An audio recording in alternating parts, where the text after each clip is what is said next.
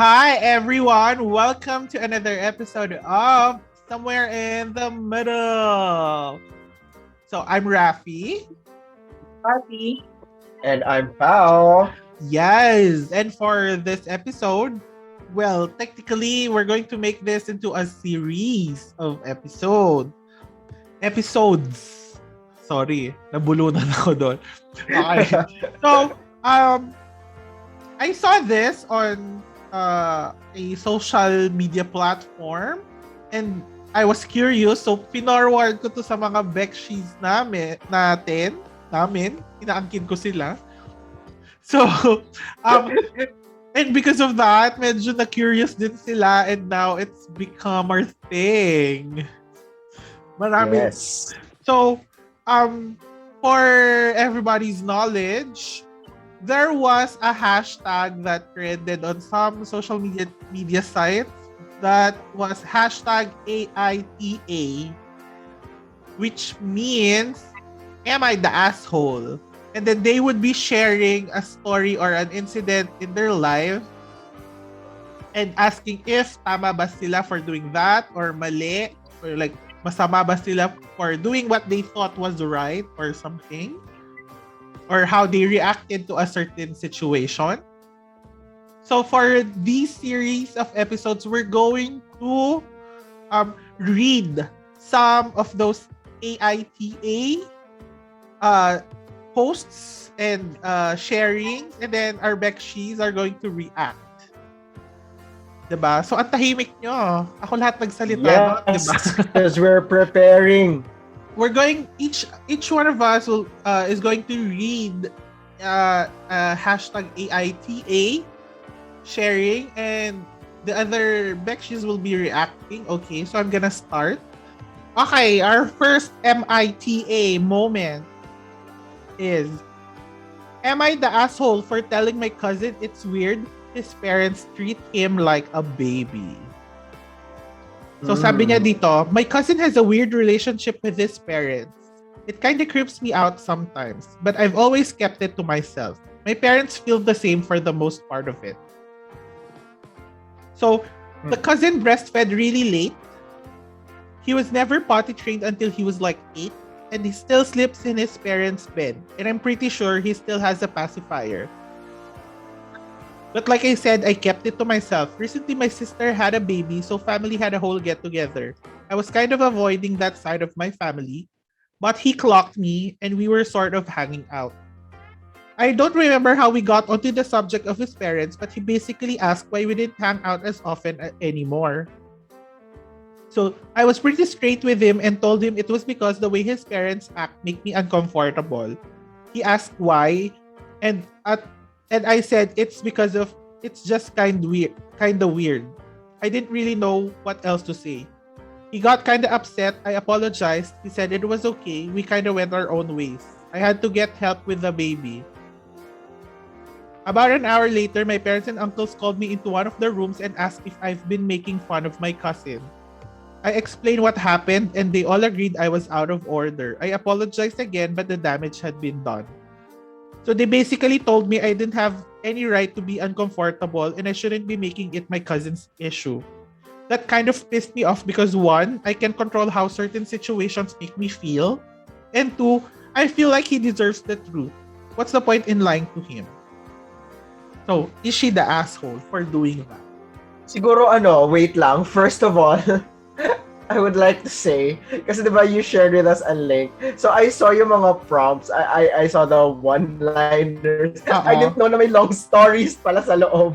So when you were talking, parang bakit parang ang daming nababasa ni Raffy? So pag-click ko, hala, may story pala. Oo. So that means headline lang nabasa mo? Oo, yung mga headline lang yung nabasa ko. Sorry naman, naka-phone lang ako. So, I'm using the phone also. So, yun nga, I didn't know that you have to click. I'm sorry kasi I don't usually just go read to it. this. Okay. So, Okay lang. yeah, oo. Mahal ka naman namin, don't worry. Oo. Sometimes lang naman lumalabas yung yung pagkaganyan mo. So, Sabaw. oo, sabaw ka lang. Okay, so, is she that asshole for telling his cousin his parents treat him like a baby? Based on what I read. Sige, Scotty, mauna ka na. Last na ako magsasalita about that. Sa akin, hindi. You're just stating a fact and a truth na parang, hey, wake up. Parang there's something wrong with you and with your family. Pero I have this question. Hindi lang kasi na-state. Ilang taon yung cousin niya? No, they didn't say it, pero Kasi baka kasi magkaroon ng ibang kwento. Baka if ever na we reacted on it. Baka naman kasi she's still young. Parang 8 or 1. No, I think they're able to decide on life na. And wag kang mag-isip ng stuff na gano'n. Parang our reaction is just based on the story. Wag mo nang isipin yung other factors na hindi sinabi daw. Life's complicated daw kasi. Oo. Masyado mong ginawang complicated. Sorry kasi baby pa rin ako ng parents ko eh. Pero, ayun lang. You're a baby, you know. They're treating you like a baby, Scotty. Oh my God. no, pero not like that na I need to have a pacifier and all.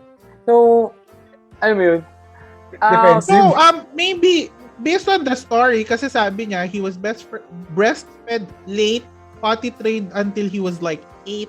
So, parang, tapos pacifier. Di ba pag with the child rearing theories, pag nagkulang, may ganito yung effect paglaki. Pag sumobra naman, ganito din yung effect paglaki. So, I'm thinking, may mga effect siya dun sa the way they raised him. So, parang spoiled na couldn't think of others. Something like that.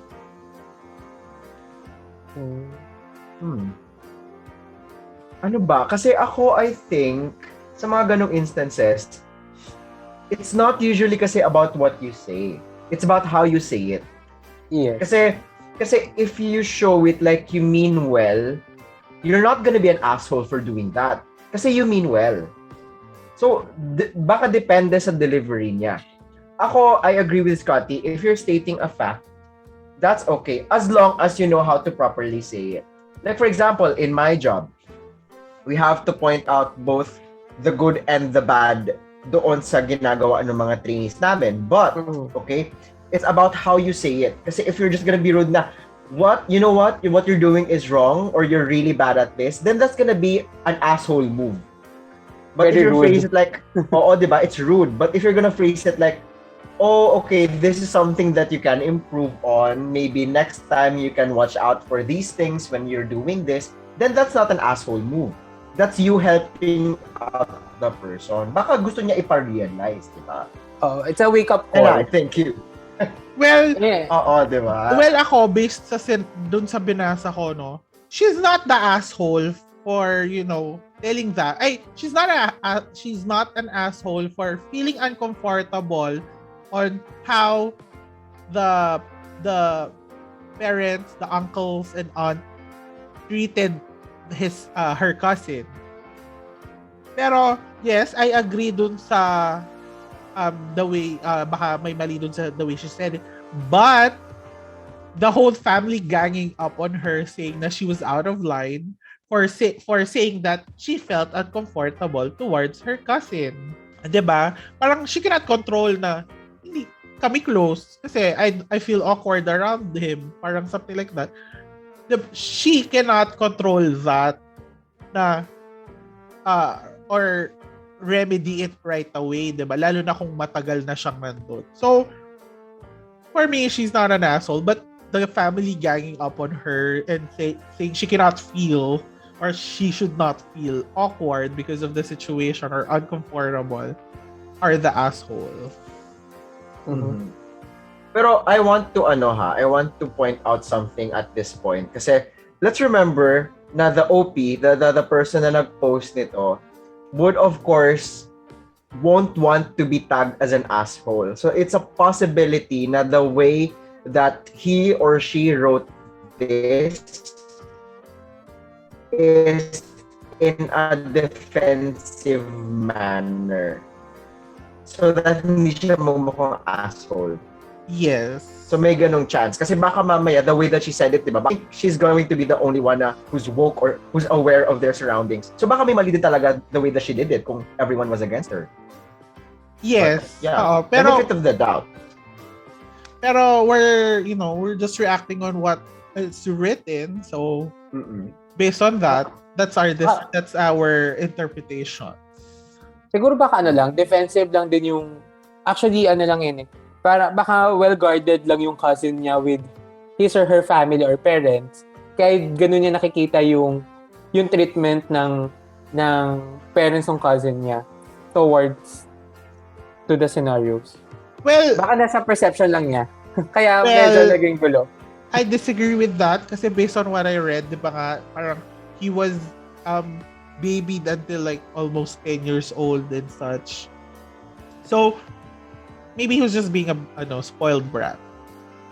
Baka, di ba parang Possible. hindi niya kinaya yung truth. So, the truth hurts. Hindi niya kinaya and he went running back to mommy. Kaya they ganged up on her. Yeah. And the person. True. Ow. That's Okay. so sad. Scotty. Teka lang. Wait, what's the phone? Okay. I have this one. I'm not sure. It was written 22 days ago. Okay. So, am I the asshole for telling an employee she can choose between demotion or termination? So, to cut the shortest short, kasi the owner, the employer kasi meron siyang vape shop. Okay? Then, she promoted a cashier to be a shift manager. So, unfortunately, one scenario, the shift, di ba pag shift manager ka, ikaw yung mag-open ng store and everything. So, coming from the cashier, na magaling naman yung performance niya in the long run, the owner promoted her to be a shift manager. So, after the promotion, there's an instance na morning shift also, siya yung mag-store open. Unfortunately, parang 10 a.m. na yun or something. Hindi pa na-open yung store. Then, most of the customers ng vape shop messaging them through the Facebook page. Then, here's the thing. They notify yung owner, patatapos na yung shift, and ito ang sinabi niya. Okay, nasan yung sinabi niya? Kaya today? Wait lang, nawala yung sinamarize ko na kasi agad. Kaya today? Tomorrow na. Tomorrow na. Actually, maganda that you're summarizing it. Thank you so much for your effort. Sorry naman, ha? Sorry, while ha? you're looking for the exact statement. Sorry No, naman, kasi ha? they have a lot of information. Sorry Forgiven naman, for now. Because, aaminin ko, I saw this nga sa social media, so I just copied them. Oo. That's okay. You're forgiven. Charot. Oh, but I wanted to read din eh. Oo. To practice my English skills. To practice your English skills. Yes. Hi, my English name is skills. Lynn from Las Vegas. From Las Vegas. Lahat tayo napanood yun. Like, I'm looking for models. Models. So, have you found your model, Yeah. Scotty? Yeah, kasi sorry, yung hawak ko pala kanina was the updated version. So, ito yung original. Okay. So, ito yung sinabi ng employee. Employee, not the employer. This is her response, o yung the employee. I didn't have enough spoons in my drawer for that. So, here's the story. So, frankly, I didn't know what that means, but it seems to me like she's saying she cannot be trusted to handle the responsibility of opening the store in the AM or in the morning. So, I told her that she had two choices. So, go back to her old position with her old pay, or I fire her completely. She's calling me all sorts of ist now and saying I'm discriminating against her due to her poor mental health and her gender. None of this would have been a problem if she simply took 2 minutes to call out. Kasi nga, di ba, parang it's been hours, hindi pa rin nabubuksan yung store. I will have go out and open the store on time. But There's no call, no show, shit it is, and not the way to run a successful business. So, Bago mo tapusin yan, she's not the asshole. honestly, she's not the asshole. She's not the asshole kasi ang staff niya, parang I would understand if the staff got late lang. Pero kung hours and she's not opening, tapos ngayon nagrereklamo siya because pinromote siya tapos she couldn't handle the job. Ngayon, syempre kailangan siyang i-demote. Parang the owner or the boss or the employer is not the asshole. I mean, yes, take into consideration yung mental health and such. Pero you're operating a business. Yes. Parang diba? It's not enough for kasi kung iti-treat niya lahat like considering everything, hindi niya mapapatakbo nga naman yung business niya. I mean, being ruthless and such. Sorry, pero yeah, kaya nga talagang tumatak talaga sa akin yung kwentong yan kanina. Grabe, ang harsh mo naman sa kanya. Ako, I have an opinion din. Okay, actually, go. I agree that she is not an asshole. Uh-oh. She is not an asshole, but whoever promoted that employee, sorry, but that person is stupid. Siya Okay. din. Why would you Siya promote yun. someone na hindi Siya ka sure din. if kaya niyang gawin? Okay, Siya so din. she's not an asshole, she's stupid. Kasi if you don't know kung kaya ba or capable ba yung person na ipopromote mo, bakit mo siya ipopromote? Maybe give the person a chance but not promote yet. Iba kasi yung promotion eh. Dapat may na-prove sila. Okay? Kasi if you just promote someone just because siya yung nandun, ibig sabihin, na kaya dapat niya, di ba? Wait, sorry, I got lost. Siya lang ba yung nandun? Or siya nga lang ba? Or siya yung napili among parang the ako people? pagkaintindi ko. Among the 12 employees, Oo. siya yung napili kasi with her performance and all. So yan. Oo, parang ang pagkaintindi ko, she really showed a good performance para ma-promote siya. Okay. Pero na-promote siya, parang hindi niya nakinaya. But was it clear na ito yung kailangan niyang gawin once na-promote siya? Kasi baka mamaya gusto lang talaga niya yung promotion for the money pero hindi naman siya nag-promise na okay, I'm going to do my responsibilities, diba? May ganun may nagpapapromote tapos once they're promoted, hindi nila gagawin ng maayos ang trabaho. Well, basically, Diba? she's like that. I think she is that. Yeah. I think. Oo. So ano lang Diba? talaga siya, Kasi- either gahaman lang siya. Oo. And maybe, kasi sinabi mo, she's using a lot of ists. Diba? Like, racist. Sexist. Oo. Like, just pumasok sa utak ko, genderist. Diba? Genderist. Yeah. Kasi nga, di ba? Kaya nga kailangan ko mag-practice ng English. So, racist, sexist, tapos she's using the mental health excuse. Pero, kung, dapat she could have disclosed that in the first place or, pag she is, the employee is basically the asshole in this setup. Yun nga, basically what Pao said, nagpapapromote, tas once promoted, won't do the job. Or na-overwhelm siya na ito pala lahat ng kailangan kong gawin. Or even agree. Baka na-overwhelm lang din siya. So, yung pressure na if ever, coming from ranks, then you're becoming the supervisor. Tapos yun, magbabago kasi yung treatment sa'yo ng kapwa mo ranks eh. So, yung pressure nun. Siyempre, yung task, you know it eh. Kasi you're doing it every day. So, alam mo yun, nakikita mo naman siya. Pero yung the pressure coming from your co-employees, siguro yun. And how will treat her. Kasi siya yung mas na-advance with the position. Yes. Pero kasi like if you want to become part or if you want a certain position, it's not just the management who's going to decide if you fit that position. You should also know yourself or you should examine yourself if you fit the needs ng position na yon. So, Well, most likely basically, kulang yun ng tao. Basically, Bekshi Pao, baka nga ganon, yung nagulat siya sa dami ng job or she was thinking na her job would be easier kasi nga she got promoted.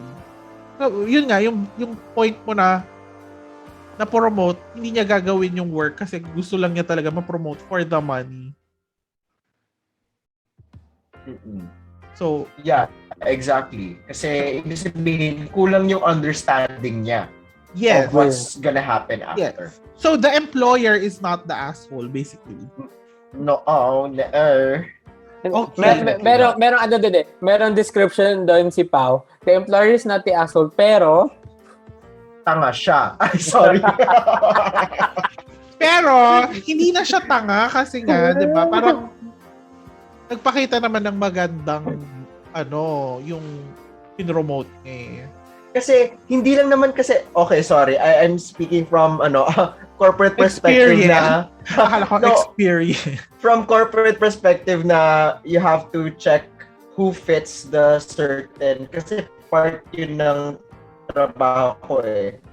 Who fits or sino yung sa tingin namin mag-fit for promotion, ganyan. Kasi it's not just about the performance of the person. Higher level doon is hindi pa niya kayang i-handle. Iba kasi yun eh. So, most likely, hindi pa rin ganun ka-clear with them. Well, ako, coming from where you came from, pareho pa tayo pinanggalingan eh. Oo. Hindi, pero feeling ko kasi, corporate world ka eh. So, it's a big, Pero based on my understanding of what Scotty said, lang siya. It's just a small shop. 12 lang sila max. So, maybe, wait lang, don't come for me. Maybe, kasi nga, there's just a small, store and they're not a multinational company like yours. They didn't do kung ano yung ginagawa nyo. Kasi diba, parang, and in the States, parang yung mga homegrown na mga stores na ganyan, parang they're a close-knit thing. No? Parang, hindi na nila gagawin yung, okay, I'll let, parang imo-monitor kita ng 1 month kung kaya mo siya, sa'yo na yung promotion. Yung mga way ganun pa, diba? Kasi, iba yung connections ng homegrown na company kesa dun sa multinational, right? Well, in a way, I agree naman na may differences naman. Pero kasi it's the same concept, the same skills in choosing the right people.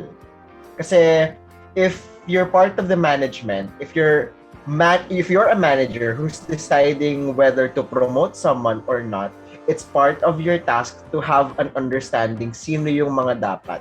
Kasi you're still running a business. At the end of the day, you're still running a business. Kahit gaano man kalaki yan, kahit small time man yan, kahit big time, kahit multinational companies man yan, it's the same thing. So it's up to you to educate yourself if you're not, that well-read or you haven't studied it talaga. It's your responsibility to have an understanding or study for it. Yes. Okay. And because of that, we'll close the Scotty's topic. So you read your Am I the Asshole? Ayan. Story. Okay, so am I the asshole for saying that the employee was the asshole? Joke lang. Yes, you are, May gigil. May gigil pala yung reaction ko, na-realize ko lang. Yung employee pa rin may kasalanan. Okay. Yes, you are the asshole. Oo, pero at the end of the day, yung employee may kasalanan. Oh my God, I'm so mabait kaya. Wow. You know that, I'm mabait. Parang hindi. Oo, kaya, ang bait ko po. Bakit niyo po ako Why are you ganging up on me like the first lady's family? I feel ganged up on. Grabe kayo, ha? O siya na. Kala ko bekshies. Read. Eto na. Galit. Eto na. Read. Okay po. Eto na. Alright, so the prompt was, am I the asshole for not attending my sister's wedding? This was posted 16 hours ago. Okay, so medyo recent siya. Grabe, fresh na fresh. Yeah, fresh na fresh like me, very fresh. So I'm not going to read through kasi sobrang haba niya, mga 10 paragraphs to. So I'll give you the TLDR. Oo, ang haba niya. So I'm gonna give you the TLDR version. So basically, the TLDR version is sometime 2017, nagkaroon siya ng accident. This is a guy, nagkaroon siya ng accident and na-lose niya yung isa niyang leg. Kaya wheelchair bound siya. And then, after a while, a few years later, okay, nagkaroon ng complication with doon sa leg ulit niya, okay? Mas grumabe yung pain na nafe-feel niya. Now, because of that, instead of going to the wedding, gusto kasi talaga ng sister niya na pumunta siya sa wedding. But because, of logistics, ang ginawa niya is, he sent a gift. He sent a gift to the sister, and basically, after that, the sister just responded na, I wish you would be here. And ever since then, hindi siya kinausap ng sister niya. So, is he the asshole? Well, based on what the writing says, he is not the asshole kasi inuna niya naman yung katawan niya, 'di ba? Parang if he is really feeling pain, 'di ba?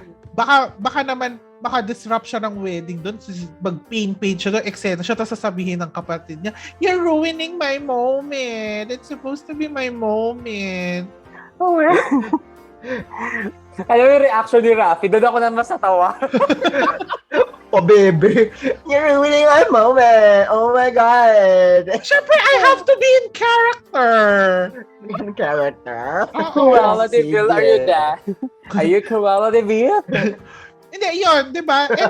And the sister could have asked muna why the brother didn't come. Ngayon, kung sinabi nung brother na, okay, because I went to the hospital, di ba? I think the sister could have understood it better. Pero I didn't think the sister kasi asked or let the brother speak based on what the story said. So, right? So, the sister is the asshole for me for that. I agree. Ay, sorry. Scotty pala muna. Hindi, okay lang. You agree naman eh. So, wala ka nang sasabihin. Oo. Okay. Ako, I agree with both of you na hindi siya asshole. Kasi 'di ba, kung naiintindihan naman natin kasi 'di ba, incapable siya pumunta doon due to logistics, going there saka there's something wrong with him. So, alam mo 'yun? Nawa maintindihan naman sana ng sister niya, no? Nawa na pinadala naman siya ng regalo, so that means naisip siya first hand na siguro may letter pa yun, sorry, I cannot come due to this and that. Dinagdag ako na ng story, ha? So, baka may ganun. Or baka meron. Oh, meron pala eh. So, alam mo yun, no need naman sana mag-react ng ganun yung sister. So, alam niya naman siguro situation ng kanyang brother, diba? So, ako, I agree, hindi siya asshole doon. Well, I'll correct you on that. Mukhang hindi naman niya alam kung ano yung situation ng brother niya kasi she just thought na ayaw lang pumunta ng kapatid. Hindi, alam niya na naputulan ng paa, alam niya na nagka-problem, nagka-mini accident with the leg. Pero in a way, I understand where she's coming from na it's her special day and she loves her brother, she wants him to be there. Ang kulang lang is yung understanding sa end niya. Yun na Kasi nga. if may hirapan talaga. Oo. Kaya nga, diba? It was selfish. There was pain. So, yun nga, going back to my reaction na pinagtatawanan nyo kanina, 'di ba? Kung nandun yung brother tapos hindi niya nakinaya yung pain, hindi nag-eksena siya doon. Tapos sabihin ng sister nga na she's being overshadowed by him. Or if ever na kung alam naman ng sister na may nangyari sa kanyang previous accident, 'di ba? Sana siya na yung gumawa ng way na padalan siya ng sasakyan. Kahit nasa sa car man lang yung brother niya. Oo. 'Di ba? Basta ma-witness lang ng brother niya yung wedding or the presence of her brother na nandun. Or kung nasa hospital man yung brother, like, naka-video call or Zoom or messenger video or sa FaceTime. Kaya FaceTime and Facebook Messenger, kaya na mag-call that. Diba? Oo. Oh. Pero Wow! Yeah. Nag-enjoy ako sa episode na to because I'm a judger, so I like judging you. I-judge natin ang maraming bagay-bagay sa mga next episodes din. Yes. So, for this episode, we each gave a Am I the Asshole moment. So, since we're going to make this into a series, diba? We are going to read more in the upcoming episodes. So, thank you for listening for this episode of Somewhere in the Middle. So, I'm Raffy. I'm Scotty. And I'm Pao. Yes. And thank you. Bye. Bye.